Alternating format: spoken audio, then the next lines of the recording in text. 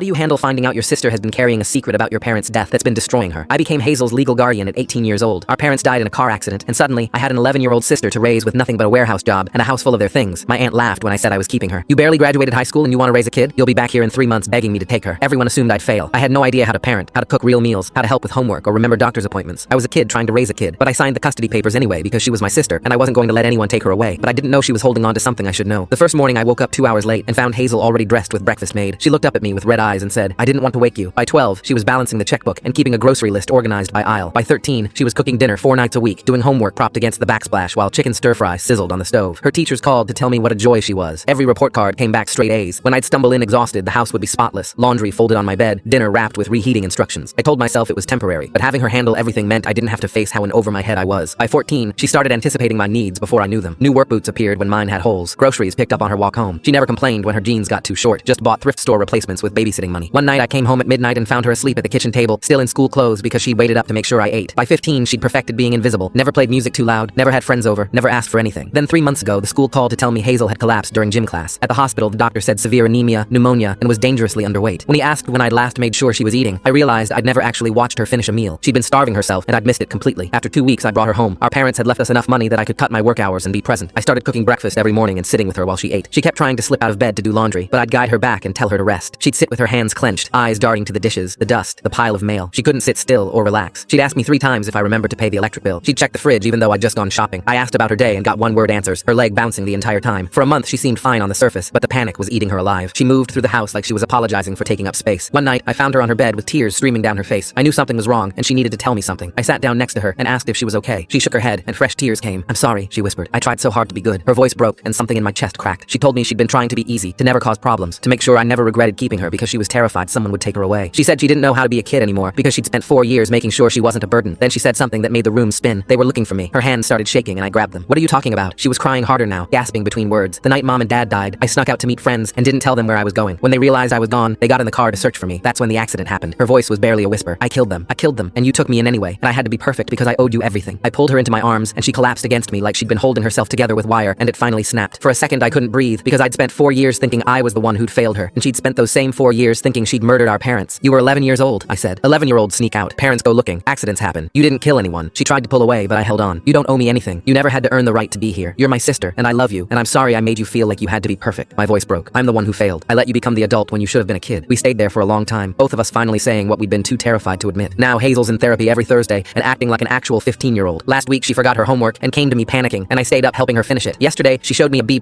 on her chemistry test like it was a trophy. She's messy, forgetful, normal, and I've never been more relieved.